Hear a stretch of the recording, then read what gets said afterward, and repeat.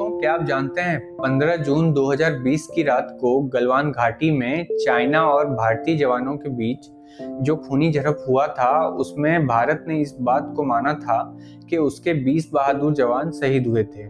लेकिन चाइना दुनिया को आज तक यही बताते आ रहा है कि उस खूनी झड़प में 40 नहीं बल्कि उसके सिर्फ 5 जवान ही शहीद हुए थे। दोस्तों, अब चाइना के इस झूठ से ऑस्ट्रेलिया के एक इंडिपेंडेंट जर्नलिस्ट ने पर्दा उठाया है। ऑस्ट्रेलियन जर्नलिस्ट एंथनी क्लैन ने अपने वेबसाइट theclaxon.com पर इस घटना को प्रूफ के साथ कुछ इस तरीके से समझाया है। दोस्तों, ये कहानी शुरू होती है वेस्टर्न हिमालयाज से, जहां लाइन ऑफ एक्चुअल कंट्रोल यानी कि LAC गुजरता है। LAC के एक तरफ भारत के कंट्रोल वाला हिस्सा लेह एंड लद्दाख आता है और दूसरी तरफ चाइना द्वारा कंट्रोल किया जाने वाला भारत का ही हिस्सा अक्षय चीन आता है। अक्षय चीन और भारत के बीच में ही कहीं गलवान घाटी मिलती है। चाइना ने यहाँ अप्रैल 2020 से ही अपने सैनिकों को चुपके से डिप्लॉय करना शुरू कर दिया था। LAC करीब 3488 किलोमीटर लंबा है, इसलिए भारतीय जवानों को एक बार से दूसरी बार यहाँ पेट्रोलिंग करते हुए पहुँचने में करीब 3 दिन तक का समय लग जाता है। इसी बात का फायदा उठाते हुए चाइनीज आर्मी ने पूरे गलवान घाटी में रातों रात अपने इंफ्रास्ट्रक्चर तैयार कर लिए। जब भारतीय सैनिक 3 दिन के बाद यहाँ पहुँचते हैं तो उन्हें चाइनीज सैनिकों ने गलवान घाटी में आगे पेट्रोलिंग करने से रोक दिया और तब ये सच सबके सामने आया कि चाइनीज आर्मी ने गलवान घाटी का वो हिस्सा भी अपने कब्जे में ले लिया है जो कि भारत का है। ये बात जान के इंडियन एस्टेब्लिशमेंट तुरंत हरकत में आया। अंत में डिसीजन ये निकला कि इस बात का हल दोनों आर्मी के बीच कमांडर लेवल मीटिंग्स करके निकाला जाए। दोस्तों, दो देशों के बीच कई सारे कमांडर लेवल ऑफ मीटिंग्स बुलाए गए, लेकिन इसका कुछ खास रिजल्ट देखने को नहीं मिला और बस दुनिया को दिखाने के लिए कि चाइनीज आर्मी कितनी जेनरस है, उन्होंने गलवान घाटी में भारत के हिस्से में ही बफर जोन बना दिया और भारत से ये कह दिया कि इस बफर जोन से आज के बाद दोनों ही देश के सैनिक दूर रहेंगे। यहाँ इंडियन आर्मी तो अपने वादे पे कायम रहा, लेकिन चाइना फिर से गलत निकला। चाइनीज आर्मी ने बफर जोन में अपने सैनिकों को इकट्ठा करना शुरू कर दिया। 22 मई को बिहार के 16वें रेजिमेंट के कमांडर कॉलोनल संतोष बाबू अपने सैनिकों के साथ बफर जोन की निगरानी के लिए पहुंचे। वहां चाइनीज ट्रूप्स के प्रेजेंस को देखते हुए संतोष बाबू ने बफर जोन में अपनी निगरानी तेज करने के लिए नदी के एक पतले से बहाव पर टेम्परेरी ब्रिज बना दिया। चाइनीज आर्मी इस टेम्परेरी ब्रिज को देखकर आग बबूला हो उठा। 6 जून को चाइनीज आर्मी के 180 सैनिकों का एक दस्ता इस ब्रिज को तोड़ने आ पहुंचा। तभी इंडियन आर्मी की पेट्रोलिंग यूनिट भी वहां आ पहुंची और फिर छोटे से झड़प के बाद दोनों आर्मी के बीच ये एग्री किया गया कि उस बफर जोन में अब कोई भी आर्मी पेट्रोलिंग करने नहीं आएगा। लेकिन चाइनीज आर्मी ने बिल्कुल इसका उल्टा किया। इंडियन ट्रूप्स के जाते ही चाइनीज आर्मी ने चुपके से उस टेम्परेरी ब्रिज को हटा दिया और फिर से उस बफर जोन में अपने सैनिकों को जमा कर लिया। इंडियन आर्मी हेडक्वार्टर से ऑर्डर मिलने पर 15-16 तारीख की रात को कॉलोनल संतोष बाबू अपने 80 सैनिकों के दस्ते के साथ चाइनीज आर्मी को उस बफर जोन से हटाने के लिए पहुंचे।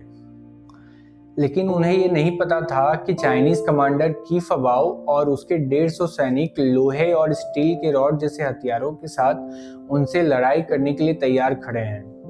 दोस्तों, जब संतोष बाबू ने की फबाओ को अपने सैनिकों के साथ पीछे हटने को कहा तो वो आग बबूला हो उठा और संतोष बाबू को अपनी भाषा में गाली देते हुए उन पे अपने सैनिकों के साथ अटैक कर बैठा। संतोष बाबू और हमारे सैनिकों ने की फबाओ और उसके सैनिकों को अच्छे से सबक सिखाया। दोस्तों, अपने कॉलोनल को मरते देख PLA बटालियन कमांडर चैन होंगजून और उसके सैनिक चैन जियांगरोंग लोहे और स्टील के रॉड के साथ कॉलोनल संतोष बाबू से भिड़ गए। दोस्तों, इस लड़ाई में की फबाओ बहुत बुरे तरीके से घायल हुआ और किसी तरीके से वहां से बच निकला। लेकिन अफसोस दोस्तों, इस लड़ाई में भारतीय फौज ने अपने कॉलोनल संतोष बाबू को खो दिया। दोस्तों, भारतीय सैनिक अपने कमांडर की बॉडी देख बहुत गुस्से में आ गए और पल भर में उन्होंने PLA कमांडर चेन होंगजून और उसके सैनिक चेन जियांगरोंग को मौत की नींद सुला डाला। दोस्तों, अपने कमांडर और सैनिक को मरते देख पीएलए मेजर जनरल चेन होंगरून और जूनियर सर्जेंट सियाओ सियान अपने सभी 150 सैनिकों के साथ लड़ाई में कूद पड़े। कुछ ही देर में भारतीय सैनिकों ने पीएलए मेजर जनरल चेन होंगरून और उसके सर्जेंट सियाओ सियान को भी मौत की नींद सुला डाला। अपने कमांडर और सर्जेंट के साथ साथ अपने 10 से 12 साथी सैनिकों की लाशें देखकर चाइनीज सैनिक घबराकर भागने लगे। दोस्तों, इस बीच हमारे भी कई सारे सैनिक या तो बुरे तरीके से घायल हो चुके थे या तो नदी में गिरकर बह गए थे। दोस्तों, पीएलए सैनिक वोंग ने टीम का मोर्चा संभालते हुए सभी मरे हुए और जिंदा सैनिकों को नदी सही तरीके से पार कराने का जिम्मा उठाया। इस बीच कई सारे चाइनीज सैनिक भारतीय फौज से घबराकर वाटर पैंट यानी कि ठंडे पानी से बचने वाला यूनिफॉर्म पहने बिना ही भागने लगे। जल्दबाजी में भागते हुए चाइनीज सैनिक सब जीरो टेम्परेचर वाले गलवान नदी में गिरकर बह गए और डूबने की वजह से उनकी मौत हो गई। दोस्तों, चाइनीज सैनिक वोंग की अपने सैनिकों को नदी पार कराते वक्त पानी में लंबे समय तक खड़े रहने की वजह से हाइपोथर्मिया से मौत हो गई। दोस्तों, 16 जून की सुबह जब हमें पता लगा कि हमारे 20 सैनिक शहीद हो गए हैं तो पूरा देश सदमे में आ गया और पूरे देश में शोक की लहर छा गई। दोस्तों, उस समय हमने अपने सैनिकों को सम्मान पूर्वक तिरंगा में लपेटकर आखिरी विदाई दी थी। दोस्तों, यहाँ पर भी चाइना ने हमारे बिल्कुल उल्टा किया।